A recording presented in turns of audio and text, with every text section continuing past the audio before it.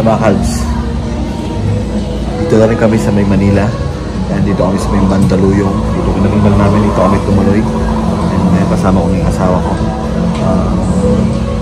Buwan muna kami dito kasi matagal lang hindi nakita ninang namin for about 9 years, more than 9 years, 10 years na halos. So kasama namin sila dati sa Qatar. Yan. So yun, busy pa kami, kwentuhan, bandingan. Kaya hindi pa ako masyado nakapag-video mga kalbs. Papahinga lang ako nito, alas 10 ng gabi at mag-shower na nito. At bukas maaga kami, pamarikina naman kami mga kalbs. So abangan nyo. Sensya na wala pa akong ibang mga video sa labas. So susulit mo namin bawat araw, kwentuhan, mga gamit nga namin, puro ano pa, nakamaleta pa. So ayun, so ligo lang tayo, tapos bago ako magpahinga kuha ako ng isang clip.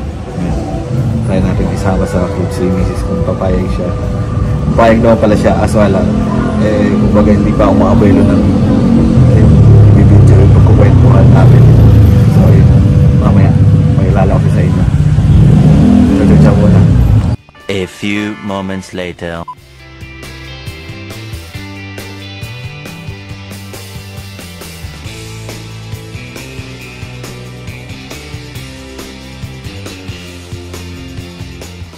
End of flashback. Mga kalbs, alas 9 na. Yan, paalis na rin kami dito inaninang namin. Dito kami galing. And biyahe na tayo ngayon. Pamarikina naman tayo. Punta tayo dun sa kapatid naman ni Mrs. Kinaatean. Nandun tayo pupunta. Bistahin naman natin sila mga kalbs.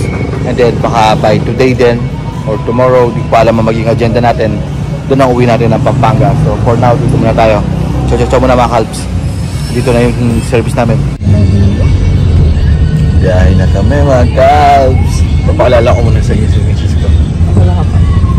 Wala ko may itang nabe niya. May kinayi mas okay. Itang niya. Hindi, mas okay yung ganito yung walang ligo-ligo. Kahapon daw, dapat kahapon ko na siya binidyoan. Hindi kayo mga kalbs. Hindi na wala na ako siya ligo ngayon. Suot niya pa yung t-shirt ko na binigay niya.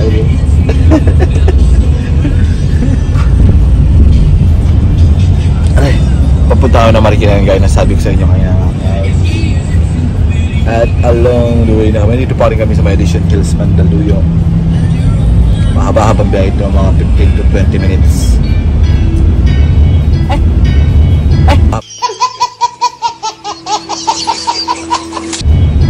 Dapat cut-mate pa.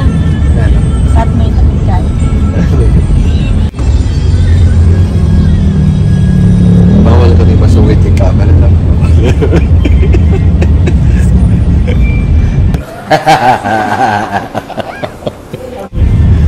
Ciao muna mga kalbs. Biyahe muna kami. Nagpumbos sa labit. Ang init. One eternity later.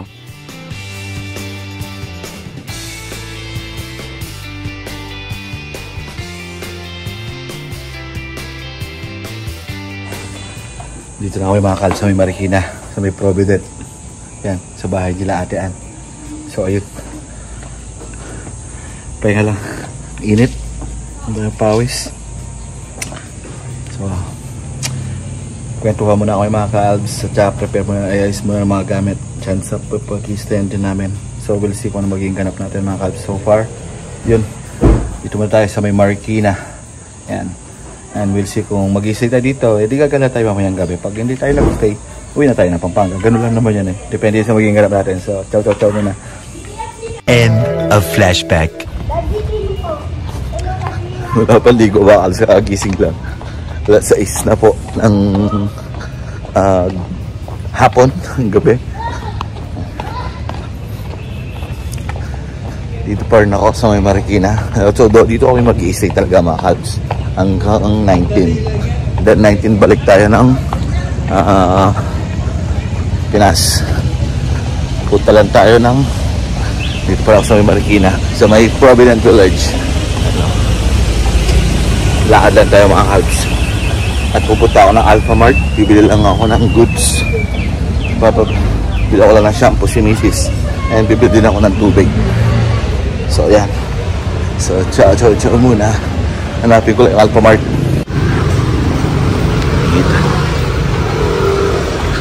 May na rin mga tindahan dito.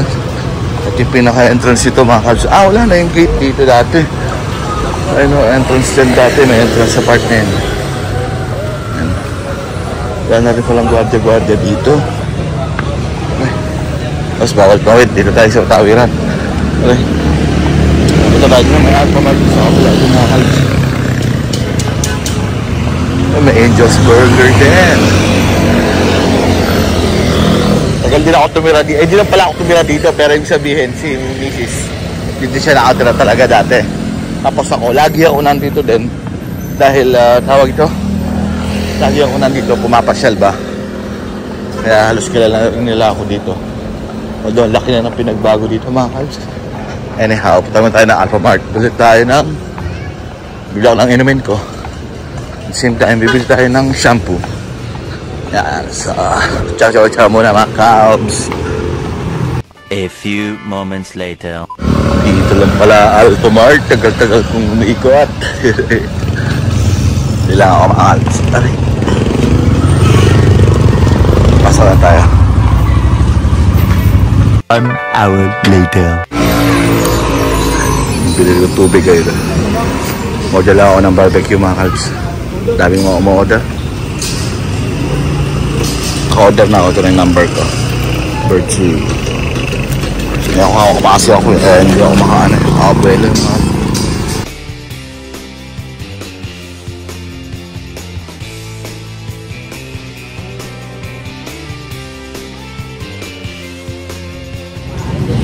Pag nabili mga kalbs, nag-i-deport tayo, deport sila for number natin. Wala talaga ako makita ng shampoo na ano, ng head and shoulder na shampoo. Kaya kasi direct na sino. Kaya po, nakabili na ako ng head and shoulder pero yung kulay green mga kalbs. Kaya lang tayo. Dito pa siya lang. Barbecue container na din natin mga kalbs. Merienda, dinner, same time, sabay-sabay na. Alas kaagising lang kasi din namin eh. So yun si Miss natutulog pa. Mamaya ay ganap daw kami. Ewan ko lang kung kami tulog na. Pero we'll see. Paalam yun siya. Prepare pa ito.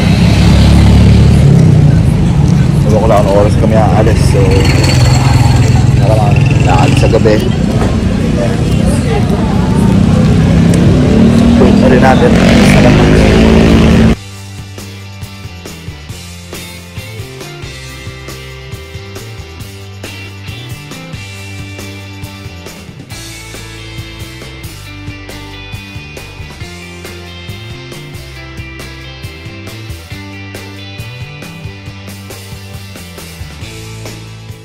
End of flashback. Yung balik na tayo mga calves. Ka-order na rin tayo.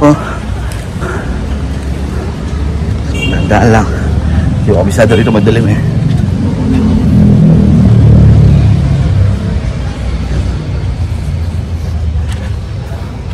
Sarap. Ay nako, sarap pagdaan sa Pilipinas. Mamaya, abangan niyo magiging gala natin mga calves. So, ciao muna. Update ko kayo mamaya sa magiging ganap natin. And, alam nyo ba kung kanino bahay yan mga kalbs yung nag-green sa likod yan, yellow. Ewan ko kung kilala nyo pa sila. Yung pangalan to, yung Marvel pa eh. Ay, yung ipipin ko na lang.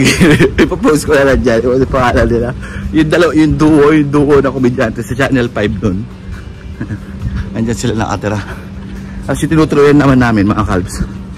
Dito sa may Provident na to, sa may part na yan, kung saan mismo yung titirikan ng bahay nila ate, doon nakatira si Banes, yung isa sa mga contender nun ng Starstruck. Yan. Pero wala na daw siya ngayon dyan eh.